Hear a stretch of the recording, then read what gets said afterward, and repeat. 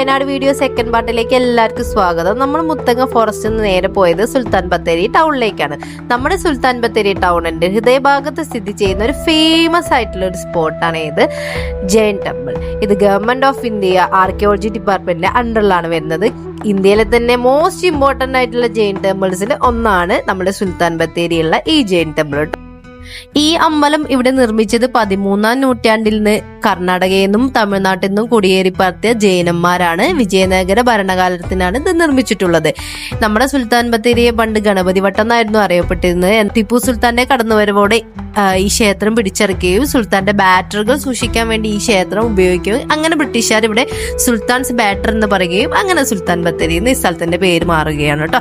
ഇതാണ് ഇതിന്റെ ഷോർട്ട് ആയിട്ടുള്ള ഒരു ചരിത്രം എന്ന് പറഞ്ഞത്. എനിക്ക് ഈ സ്ഥലം ഭയങ്കര ഇഷ്ടപ്പെട്ടു കേട്ടോ. മുഴുവനായി കല്ലിൽ നിർമ്മിച്ച ഈ ക്ഷേത്രത്തിന്റെ ഈ കൊത്തുപണികളൊക്കെ കാണാൻ എന്തൊരു ഭംഗിയാന്നൊരു, വളരെ വ്യത്യസ്തമായ കൊത്തുപണികളാണ് എല്ലാം. ഒരു നൂറ്റാണ്ടിന്റെ തന്നെ ഒരു ചരിത്രം വിളിച്ചു പറയുന്ന സ്മരണകളാണ് ഇതെല്ലാം കേട്ടോ. ഇവിടെ എത്തുമ്പോൾ തന്നെ നമുക്ക് വല്ലാത്തൊരു പോസിറ്റിവിറ്റിയാണ്. നമുക്ക് എന്തൊരു ഭംഗിയാ കാണാൻ വേണ്ടിയിട്ട്.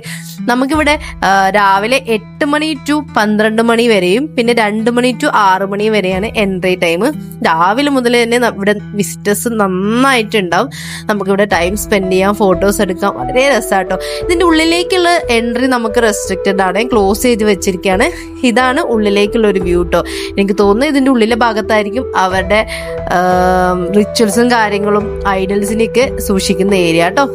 നമ്മളിവിടുത്തെ കുത്തുകുളികളുടെ മനോഹാരിതയൊക്കെ നോക്കി എങ്ങനെ ആസ്വദിച്ച് നിന്നിട്ടോ. ഇതൊക്കെ നോക്കിക്ക് എന്തൊരു ഭംഗിയാ കാണാൻ വേണ്ടി.